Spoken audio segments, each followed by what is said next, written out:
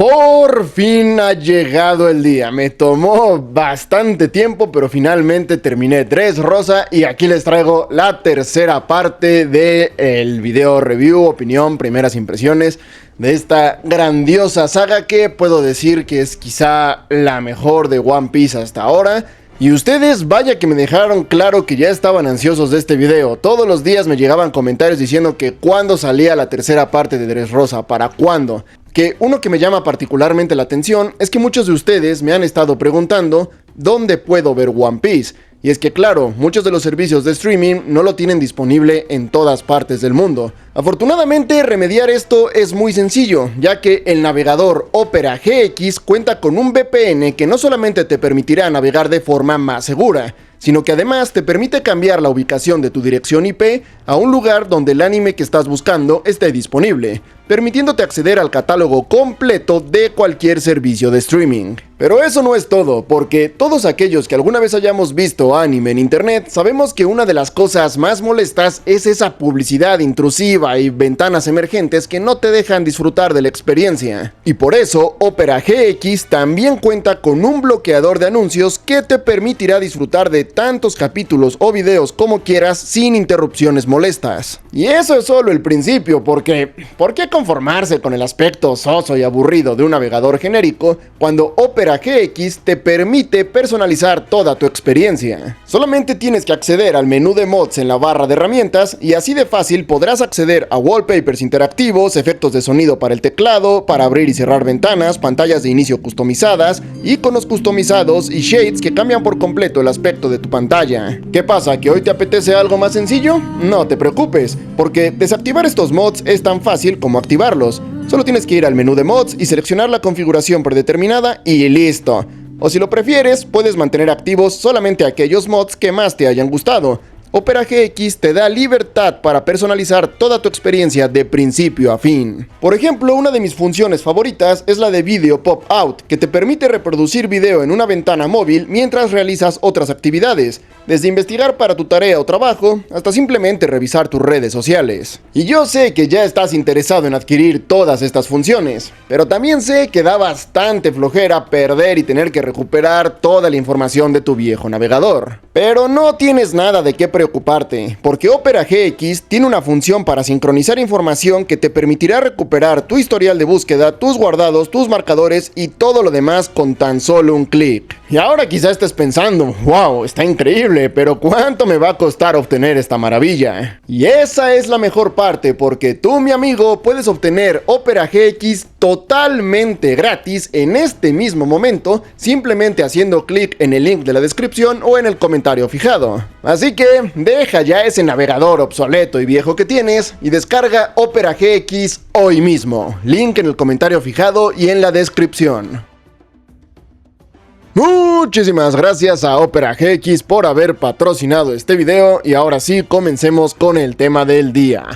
Dressrosa, parte 3. En la parte anterior ya hablamos de Usopp, de Sabo, de Fujitora y de otras varias cosas, así que hoy toca hablar de los dos elementos más importantes de esta saga, Trafalgar Law y Don Quijote do Flamingo. Dos personajazos que convierten Dressrosa en una de las mejores sagas de todo lo que llevo de One Piece y cuidado y no en la mejor, tendría que hacer un análisis más profundo, pero definitivamente está en la conversación. Comencemos por hablar de Trafalgar Law, o debería decir Trafalgar D. Waterloo, porque el plot twist del día es que Trafalgar también es un D, y esta D va a ser determinante, ya que por fin nos dieron algo de información sobre esta letra, así poquititita, pero lo suficiente para que podamos comenzar a hacer teorías. Pero antes de eso hay que repasar el pasado de Trafi, porque estamos ante uno de los pasados más trágicos de la serie, comparable quizá con el de Nico Robin, ya que ambos son sobrevivientes de un genocidio por parte del gobierno. Bajo contextos diferentes, claro está, pero no dejan de ser similares. La historia de origen de Trafalgar me parece que está bien lograda y creo que aporta bastante profundidad al personaje, aunque hay un detalle que quiero señalar, y es que Trafi podría no ser el único superviviente de la Ciudad Blanca. Y es que, a diferencia de sus padres, que claramente los vimos morir, vimos sus cadáveres, la hermana de Trafalgar realmente nunca la vimos morir. Trafalgar simplemente asume que esto sucedió, pero lo último que supimos de ella es que Trafalgar la había dejado escondida y después no sabemos exactamente qué sucedió. Y ya saben cuál es la regla máxima en One Piece: si no ves el cadáver, entonces no está muerto. Lo cual coloca a la hermana de Trafalgar en la misma categoría que el antiguo capitán de Brook, como personajes que se nos dijo que murieron, pero realmente nunca vimos morir. Por lo que veo, bastante probable que reaparezcan en algún momento. Bueno, ¿es eso o a Toei simplemente le dio miedo mostrar un niño muerto y esto no es más que una censura del anime? Pero como sea, producto de su trauma y del odio que tomó contra el mundo, Trafalgar terminó uniéndose a la gente de Doflamingo, generando una relación bastante interesante con Doffy, ya que este de algún modo se vio reflejado en él e incluso quería convertirlo en su mano derecha, cosa que seguramente hubiera pasado de no ser por la intervención de un personaje de lo más interesante: Don Quijote Rocinante. Este señor es clave por un montón de motivos. El más importante de todos claramente es que le salva la vida a Trafalgar. Pero aparte de eso también nos da información, ya que el motivo por el cual decide llevarse a Trafalgar lejos de Doflamingo es que descubre que él es un D y Doflamingo odia a los D. Y aquí es que por fin se nos da algo así, un poquito de información acerca de los D, así que vamos a analizar lo que sabemos. Primero, sabemos que todos los dragones celestiales le tienen un odio acérrimo a los D. Les temen hasta el punto de que los usan como una historia para asustar a sus niños del tipo: si te portas mal, D te va a comer.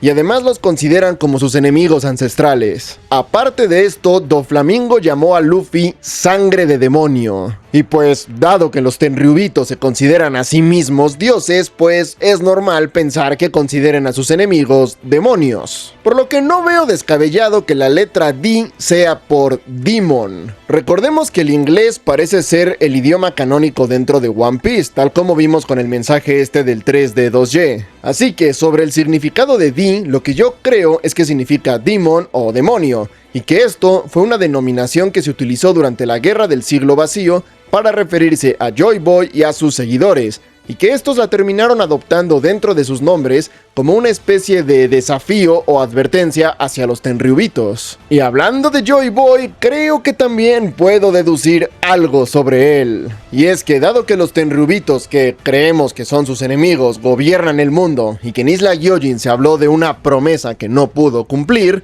yo creo que es lógico suponer que Joy Boy fue derrotado al final de la Guerra del Siglo Vacío. Pero exactamente ¿por quién fue derrotado? Pues la respuesta a esto, creo yo, que está en la fruta Opera Opera que tiene Trafalgar. Esta fruta era buscada tanto por Rocinante como por Doflamingo. Rocinante la quería porque con su poder podía curar la enfermedad de Trafalgar, pero Doflamingo la quería por una habilidad en específico. Y es que resulta que la fruta Opera Opera tiene la capacidad de otorgar la inmortalidad a una persona a costa de la vida del usuario. Y aquí está lo interesante, porque esta información no es tratada como un rumor o una leyenda, no es tratada como algo que a lo mejor podría funcionar. No, Doflamingo habla de esto con una certeza absoluta, como si tuviera información que lo confirme, y pues tal cual debe tenerla. Porque si se sabe más allá de toda duda que la fruta tiene este poder, eso significa que esta habilidad ya fue utilizada por lo menos una vez en la historia. Lo que significa que en algún lugar del mundo hay como mínimo un ser inmortal rondando por ahí. ¿Y quién podría ser este individuo en particular? Pues el mismo que hace 800 años derrotó a Joy Boy. ¿Y que de dónde sacó esto? Pues porque Doflamingo dejó caer una pista, al decir que los Tenryubitos no se metían en sus asuntos, ya que él tenía información sobre ellos. Específicamente dijo que conoce el mayor secreto de Merigoa. Y ese secreto, según mi teoría, no es otra cosa que la existencia de un ser inmortal que ha dirigido el gobierno en las sombras desde que terminó el siglo vacío y que únicamente los Tenryubitos saben de su existencia. Hasta ahora la máxima autoridad que habíamos conocido eran los 5 ancianos, y yo en un principio pensé que estos serían los inmortales, y no descarto que lo sean. Pero por lo que vimos al final de esta saga durante su conversación con Akainu, incluso ellos responden ante los Tenryubitos. Entonces, dado que ellos no son la máxima autoridad y que los Tenryubitos son básicamente estúpidos, Lo que esto me dice es que en Meriwa debe vivir un ser milenario que es la auténtica cabeza del gobierno. Y esto debe ser un secreto de altísimo nivel, ya que ni siquiera Akainu, que es el líder de la marina, parece tener conocimiento sobre esto. De hecho, yo diría que oficialmente únicamente lo saben los Tenryubitos y los 5 ancianos, nadie más. Que ya que hablamos de esto, en realidad tampoco sabemos nada sobre quiénes son estos 5 viejos, es decir, ¿son Tenryubitos? ¿Son ex líderes de la marina? ¿Son seres inmortales? ¿O qué carajo son? Pero ojo, estos son los que lo saben de manera oficial. Sin embargo, en Sabaody, Rayleigh nos dijo que la tripulación de Roger descubrió lo que pasó durante el siglo vacío, por lo que es bastante posible que los piratas de Roger también conozcan sobre este individuo misterioso. La única duda sería si lo saben Shanks y Baggy, ya que si bien ellos fueron parte de la tripulación, se supone que eran niños cuando esto ocurrió, por lo que no es seguro que les hayan compartido toda la información. Aunque si uno de los 4 emperadores lo sabe, eso es un problema grande para la marina, y me atrevo a teorizar que si esto es cierto, quizás Shanks tenga la recompensa más grande de todo el mundo. Pero bueno, volviendo a la historia, Rocinante se sacrifica para salvar a Trafalgar. El tipo muere como un ídolo en una escena súper emotiva, y esto da inicio a toda la cruzada de Trafalgar por acabar con Doflamingo y su gente. Aunque ahora estoy intrigado por cuál será el destino de Trafalgar, ya que el gran objetivo de su vida era acabar con Doffy, y ahora que ha logrado derribar toda su operación, me pregunto qué es lo que sigue para él, porque claramente todavía tiene planes, es decir, ni siquiera sabemos qué diablos pasó con su tripulación. Supongo que seguirá con su plan de derrotar a Kaido, pero viendo cómo están las escalas de poder, no creo que estemos ni cerca de eso. Y además, yo dudo que los problemas de Trafalgar con Doflamingo hayan terminado, pero para eso tenemos que pasar a hablar de la gran estrella de esta saga, el indiscutible mejor villano de One Piece hasta ahora, Don Quijote Doflamingo. Este señor es una obra maestra de la buena escritura, y su historia de origen es absolutamente brutal, porque hablamos de alguien que, a pesar de haber nacido en la posición más privilegiada posible, igual le tocó vivir un verdadero infierno que lo dejó tan traumado que aún de adulto tenía pesadillas y claros síntomas de estrés postraumático. Doflamingo no mentía cuando dijo que a él nadie le regaló nada. Y todo esto fue culpa del imbécil de su padre. Que dicho de esta forma, uno pensaría que su padre era una especie de abusador o algo así. Pero no, su padre era de hecho un muy buen tipo.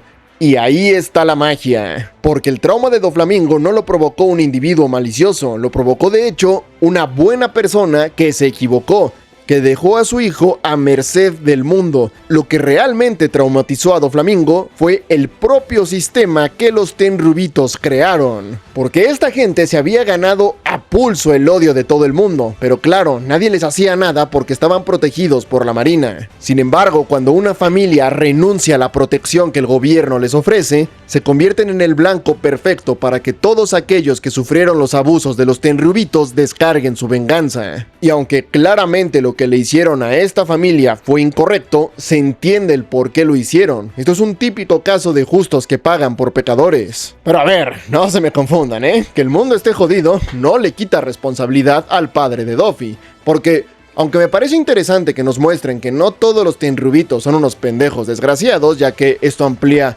mucho las posibilidades de lo que se puede hacer con esta gente, el hecho es que da igual cuál fuera la moralidad de este señor, porque el tipo fue un completo estúpido al creer que podía ir por el mundo diciendo que era un dragón celestial que había renunciado a sus privilegios y esperar que no pasara nada. Y a ver, el tipo tampoco es inocente, porque él era parte de estas personas que gobiernan el mundo. Él era consciente de las atrocidades que llevaban a cabo, y si no estaba de acuerdo con ellas, él tenía la posición de intentar hacer algo en contra, de intentar convencer a su propia gente de que este no era el camino correcto. Pero a él, por lo que se nos mostró, en realidad nunca le importó detener las atrocidades, simplemente quería irse porque era una especie de hippie o lo que sea, que quería tener según él su vida humana, pero tampoco le importaba que los Tenryubitos siguieran cometiendo atrocidades por ahí. Así que en mi opinión inocente tampoco es, peca por omisión. Tenía las posibilidades de mejorar el mundo y decidió darle la espalda. Pero su peor pecado sigue siendo la estupidez, porque él sabía todas las barbaridades que su gente cometía, y sabía que la única razón por la que el mundo no los destripaba vivos es por el miedo que le tenían a la Marina. Y aún así, cuando renunció a sus privilegios, el tipo iba por ahí contando su identidad a todo el mundo como si no fuera la gran cosa. Es decir, el tipo de verdad no se daba cuenta de cuán malignos eran los dragones celestiales. Así que de inocente nada, ¿eh? Decir que no fue responsable por lo que le pasó a su familia es como decir que alguien que se mete a la jaula de los leones no es responsable de ser devorado. Así que Doflamingo tiene toda la razón en culpar a su padre por lo que le pasó. Pero en cualquier caso, tal como dije, la estupidez de este señor no es el único factor a tomar en cuenta, ya que, repito, es todo el sistema podrido de este mundo el que generó esta situación. Y Doflamingo es la representación máxima de toda la podredumbre que hay en este mundo. Él es el resultado final de este sistema, porque tiene lo peor de ambos mundos. Tiene el complejo de Dios de los Tenryubitos combinado con el odio y resentimiento que tienen sus víctimas, aderezado con una innata personalidad medio psicópata que lo convierten directamente en una encarnación del mal. Hasta el propio Trébol, su mano derecha, lo llama así, el mal encarnado. Y ese es otro detalle fascinante del personaje, porque existen muchos villanos que explican su comportamiento como algo que sucede debido a un pasado trágico. Y Doflamingo efectivamente tuvo un pasado durísimo. El tipo cayó del cielo al infierno, fue perseguido en las calles, apalizado, vio morir a su madre, tuvo que comer de la basura, fue torturado hasta la locura. Cosas que sí funcionan como justificación al carácter de un villano. Pero la cosa es que nada de esto volvió malo a Doflamingo, porque Doflamingo ya era malo desde antes. Desde el principio, Doffy se nos es mostrado como un niño con un carácter nefasto. No es que el sufrimiento lo corrompiera, es que él siempre fue así, y no hay excusa. Sus padres lo criaron con amor y trataron de inculcarle humildad. Pero Doffy, ya sea por la influencia de los Tenryubitos o simplemente porque nació así, ya estaba loco desde mucho antes de sufrir las atrocidades del mundo. El sufrimiento que atravesó no lo convirtió en un monstruo, simplemente le dio una motivación para actuar. Pero el monstruo siempre estuvo ahí. Y la prueba de esto es Rocinante, que es un verdadero ídolo, porque él pasó exactamente por lo mismo que pasó Doflamingo. Sin embargo, él no usó este dolor como una excusa para lastimar inocentes. Al contrario, él intentó salvar vidas. Él se une a la Marina con el único fin de ponerle fin a la locura de Doflamingo, porque sabía que su hermano, en efecto, iba a destruir el mundo. Y tal cual ese era su objetivo, porque en videos pasados yo teorizaba sobre cuáles eran las verdaderas intenciones de Doflamingo, y resulta que de hecho sí es alguien que solo quiere ver arder el mundo. Pero verlo arder de verdad, porque no es que solo vaya por ahí matando gente al azar, no. El tipo convierte todo en un espectáculo. Por ejemplo, cuando se revela la verdad de los juguetes, él simplemente pudo haber mandado a sus hombres a masacrar a la gente. Pero en lugar de eso, se las arregló para convencerlos a todos de que se mataran entre ellos en lo que viene siendo una versión con esteroides de los Juegos del Hambre. Este señor no solo es que quiera destruir el mundo, es que quiere convertirlo en un auténtico infierno. Y tiene sentido porque es alguien que tiene razones para despreciar todo lo que existe. Es decir, lo intentaron matar tanto las personas normales como los dragones celestiales, como incluso la propia Marina. A pesar de haber nacido con todo a favor, terminó teniendo todo en contra y aún así todos se la pelaron, porque Doflamingo es tan cabrón que aún en esta situación imposible logró poner al mundo entero a comer de su mano. Pero esto claro que no lo hizo solo, porque hay que hablar de otro personaje que, si me lo preguntan a mí, es igual de culpable que Doflamingo de cometer todas estas atrocidades. Y es que un detalle que no hemos comentado es hablar de que si Rocinante salió tan bien, no solamente es porque él ya tenía un carácter mucho más bondadoso, sino porque tuvo la suerte de caer en buenas manos, fue prácticamente adoptado por Sengoku. Mientras que Doflamingo cayó en las peores manos posibles, porque la persona que se le apareció para ofrecerle una salida a sus problemas fue Trébol. Este tipo no siento que se le dé la atención que merece, porque, en mi opinión, estamos ante un monstruo igual de terrible que Doflamingo. Y es que si alguien alimentó la locura de Doffy hasta el máximo nivel posible, ese fue Trébol. Este señor era el líder original de la banda, pero tenía una fascinación casi religiosa por las personas que poseían el Haki del Conquistador. y cuando se enteró de que Doflamingo lo tenía, pues básicamente lo convirtió en su líder y obligó a todo el mundo a arrodillarse ante él. De manera literal. Fue Trébol quien le dio poder a Doflamingo y de ahí ya nadie lo pudo frenar, así que en mi opinión esta bola de baba es igual de culpable que el propio Doffy por todo lo que pasó. Pero ahora, esto solamente es el trasfondo del personaje, porque lo que para mí convierte de verdad a Doflamingo en el mejor villano de la obra es lo que hace en el presente. Ya saben que adoro a los villanos con estilo, y Doflamingo es un salvaje. A Luffy lo han derrotado físicamente ya varias veces en el pasado, pero nadie lo ha humillado de la misma manera en que lo humilló Doflamingo. Ese momento en el que Doffy tiene que ir a rescatar a Luffy de una trampa en la que había caído porque derrotarlo estaba siendo demasiado fácil y se estaba volviendo aburrido, eso fue una bomba nuclear para el orgullo de Luffy. Nadie nunca lo había humillado de esta manera. Una salvajada por completo lo de Doflamingo. Y luego está el tema de su mentalidad, porque este tipo tiene una filosofía bastante interesante que podemos resumir en la frase: solo los más fuertes tienen derecho a decidir. Una ideología claramente dictatorial, pero bastante interesante porque, de cierto modo, es la verdad. Tal como dijo en Marineford, la justicia siempre gana, porque quien sea que gane esta guerra, decidirá lo que es la justicia. Y ya conociendo su pasado, todo su discurso sobre la moralidad de los niños que nunca conocieron la paz y la moralidad de los niños que nunca conocieron la guerra, gana aún más peso del que ya de por sí tenía. Y a esto todavía hay que sumarle una capa extra de matices, porque el tipo, a pesar de ser un psicópata en toda regla, sí se preocupa por sus subordinados. A su modo retorcido y malévolo, claro está. Porque no es que sus vidas sean valiosas para él, no, ese no es el caso. Pero sí tiene cierto grado de preocupación por ellos. Por ejemplo, lo vimos salvar la vida de Trafalgar y Baby Five cuando eran niños en uno de sus flashbacks. También vimos que ejecutó a un hombre solamente por burlarse de la voz de Pika. Y todo esto sumado a ciertos otros detallitos que hay por ahí por la saga, nos muestran que si bien este señor no es que tenga afecto por sus subordinados, es decir, si los tiene que matar, los mataría sin pestañear, si tiene una especie de preocupación bizarra por ellos. Es algo complicado, pero que me parece interesante, ¿sabes? Es como... es malvado, pero tiene una pizquita de decencia por las personas que considera cercanas a él, ¿no? No es que los quiera, pero siente algo de preocupación de un modo retorcido y bizarro. El personaje de Doflamingo lo considero tan espectacular a tantos niveles diferentes que para mí entra de lleno en una lista de los mejores villanos de toda la ficción.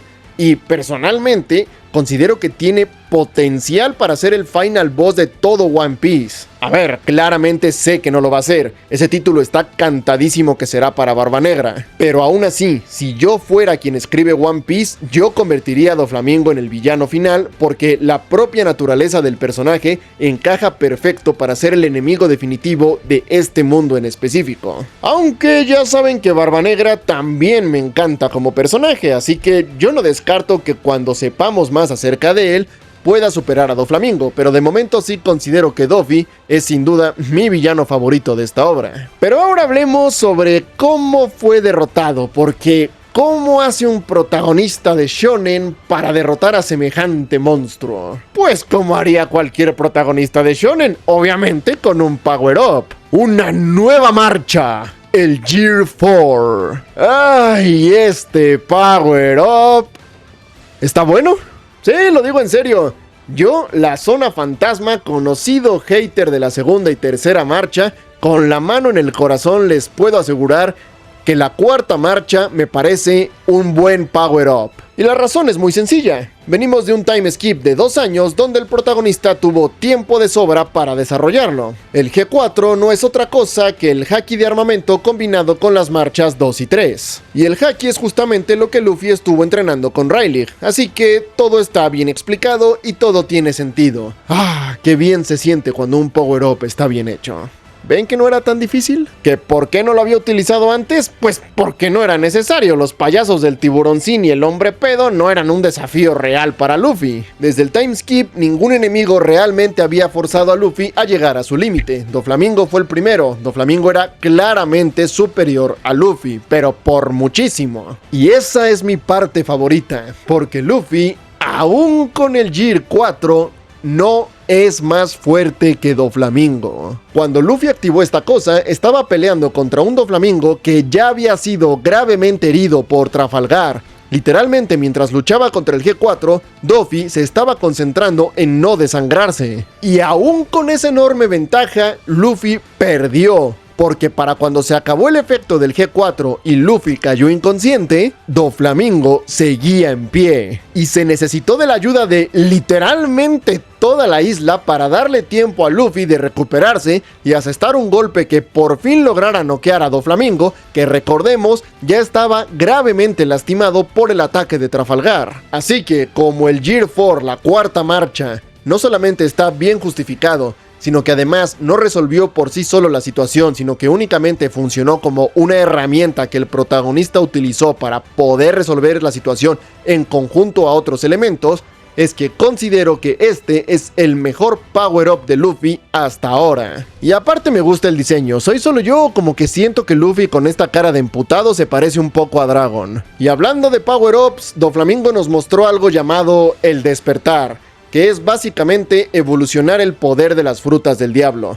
En su caso, pasó de poder crear hilos para controlar a las personas y usarlos como armas, a poder convertir en hilos cualquier cosa que esté a su alrededor. Y dado que esto es un poder que proviene de las frutas del diablo, pues obviamente esto ya nos adelanta que en algún momento Luffy va a lograr despertar su fruta. Yo ya estoy spoileado sobre la existencia de la quinta marcha. He visto las imágenes de Luffy con el cabello blanco y que está como hecho de nubes o algo así, así que sabiendo esto del despertar de las frutas, teorizo que esa quinta marcha podría ser el despertar de la fruta de Luffy, aunque no estoy 100% seguro de eso todavía. Lo que sí estoy 100% seguro es que ahora que Doflamingo nos mostró que esto existe, pues vamos a ver a muchos otros personajes con frutas del diablo evolucionar sus frutas. Es evidente que Luffy lo conseguirá en algún momento. La verdadera pregunta es qué otros personajes lo conseguirán y qué habilidades desbloquearán. Y también hay que preguntarse cómo exactamente se despierta una fruta. ¿Solamente hay que entrenar sus habilidades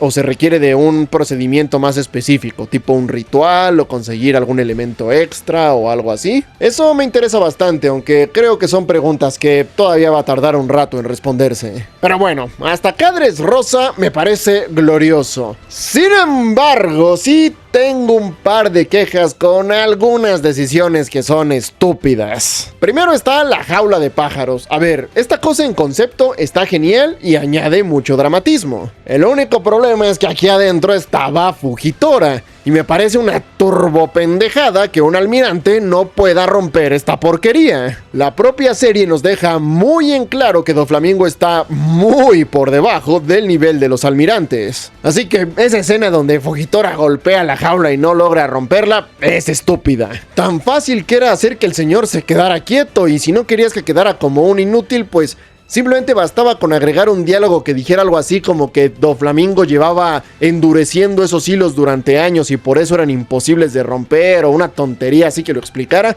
Y listo, así de fácil se resolvía el problema. Pero venga, esto lo puedo ignorar porque es algo que solo existe para crear drama y podemos ignorarlo por el bien de la trama. Pero lo que sí me pareció preocupante de verdad para el futuro de la historia y del personaje de Luffy es la pelea de Luffy contra Fujitora.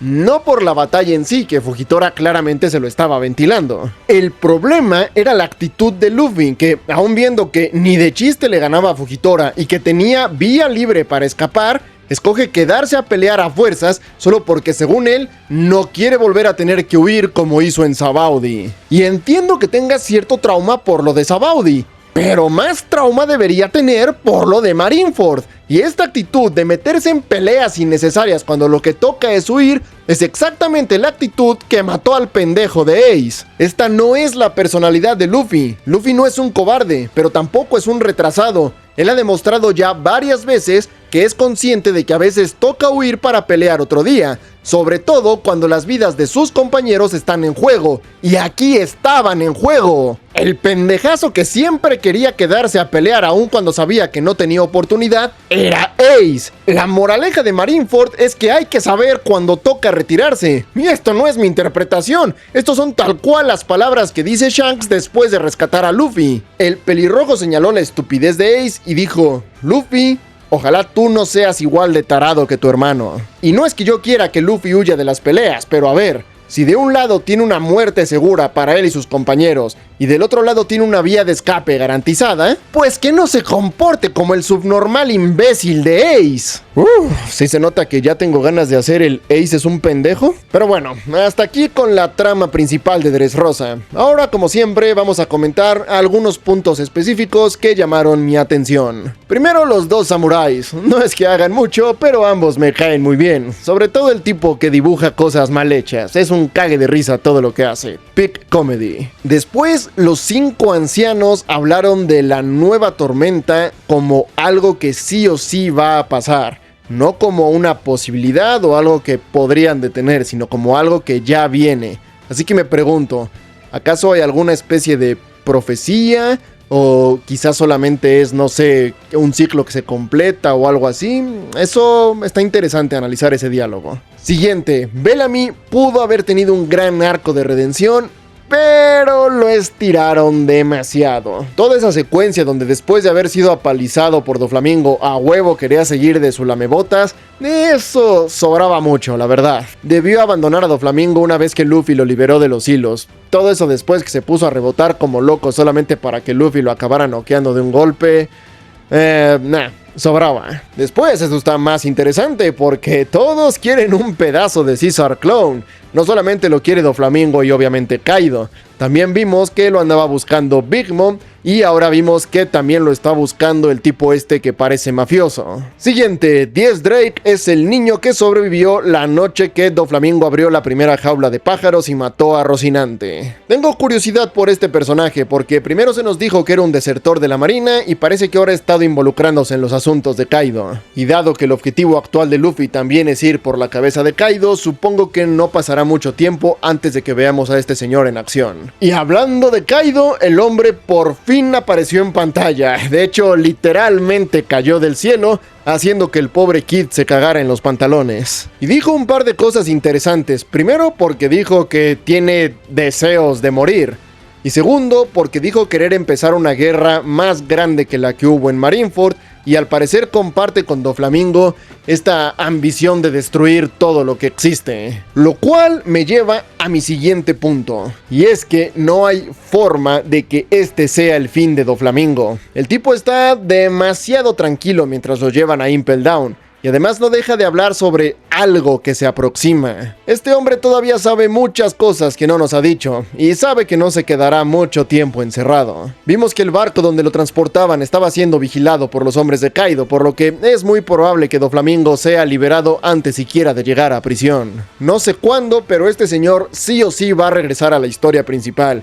Es alguien que está demasiado conectado con todo y que tiene demasiada información como para que simplemente lo saquen del juego. No hemos visto lo último de Doflamingo, se los garantizo. Aunque eso sí, mientras Doflamingo está en la banca, el vacío de poder que dejó en el bajo mundo va a causar un caos. Ya vimos varias escenas sobre el desmadre que se está armando porque dejaron de fluir las armas, las drogas, los esclavos y todas las demás cosas turbias que hacía este tipo. Pero creo que lo más interesante es que como la caída de Doflamingo claramente afectó a muchas personas que se beneficiaban de sus negocios turbios, esto va a poner una diana sobre la cabeza de Luffy y de Law. Todos los que se beneficiaban de las operaciones de Doflamingo van a querer venganza, empezando por el propio Kaido. Y hablando de Kaido que le cayó encima a Kid, hablemos del señor Eustace Kid. Este tipo, como ya habíamos visto antes, formó una alianza con el Brujo y el Brazos Largos. Y ahora sabemos que su objetivo es ir a por Shanks. Y cuando yo vi eso, lo único en lo que podía pensar es: le van a meter la verguiza de su vida a este señor.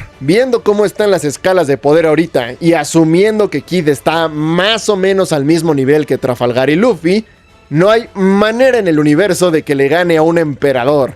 Este tipo debe ser una mosca comparado con Shanks. Y además tiene terrible suerte, porque eso de que te caiga uno de los tipos más peligrosos del planeta literalmente del cielo, siento que el pobre Kid anda bastante alucin.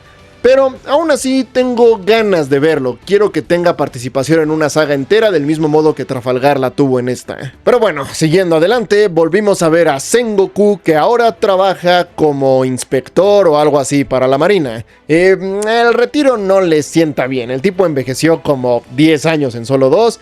Y además ahora tiene una actitud mucho más relajada, se parece bastante más a Garp ahora. Lo interesante es que habló con Trafalgar sobre Rocinante y, aunque no nos dijo nada, se deja bastante bien en claro que Sengoku sabe algo sobre Di, aunque obviamente no le quiso decir nada a Trafalgar. Siguiendo con la historia, también vimos que el CP9 está de vuelta, ahora convertidos en el CP0, que no estoy seguro de cuál sea la diferencia, la verdad.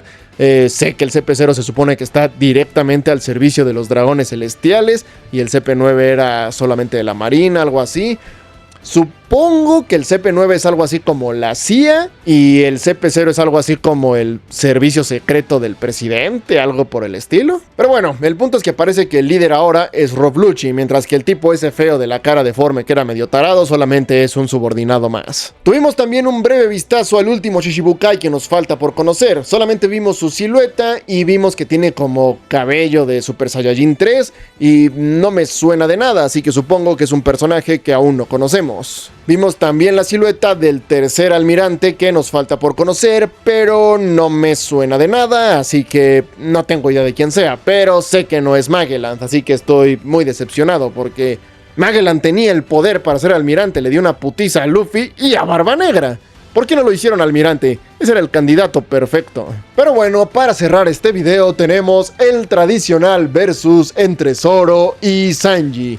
Y en la saga de Dressrosa, obviamente gana Zoro. No es que haya hecho algo particularmente impresionante, simplemente Sanji salió de la historia, por lo cual Zoro gana por default. Podría haber habido más competencia si nos hubieran mostrado qué pasó cuando Sanji se decidió a atacar el barco de Big Mom, pero no nos lo mostraron, no sabemos qué fue lo que sucedió. Sin embargo, Zoro sí tuvo su momento de gloria, porque derrotó a Pika, que era uno de los oficiales más importantes de Doflamingo, y para ser honesto estaba rotísimo, ese poder de la piedra estaba bastante potente. Así que Zoro gana por default el punto de Dressrosa. Marcador actual, 4 puntos para Sanji y 5 puntos para Zoro. Contra todo pronóstico, Zoro ha logrado darle la vuelta al marcador a pesar de haber empezado perdiendo 3-0 cuando iniciamos con este conteo. La remontada del siglo, señores. Pero yo no celebraría tan rápido si fuera ustedes, fans de Zoro, porque por cómo acabó esta saga, tengo certeza absoluta de que se viene algo enorme para Sanji. Y es que su cartel de Se Busca, que ahora ya tiene una foto de verdad, fue actualizado para decir que se le busca únicamente con vida. Este es el único personaje que hemos visto que buscan exclusivamente vivo. Y si combinamos esto con las reacciones sospechosas que Sanji tuvo en la isla Gyojin, ahora sí estoy seguro de que este señor nos ha estado ocultando algo. ¿Quién es Sanji en realidad?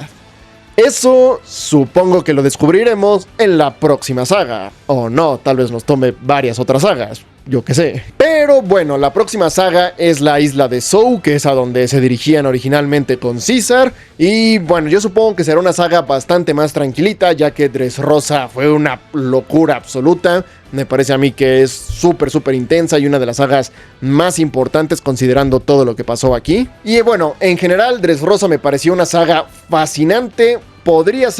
Es candidata a ser la mejor saga de One Piece en mi opinión.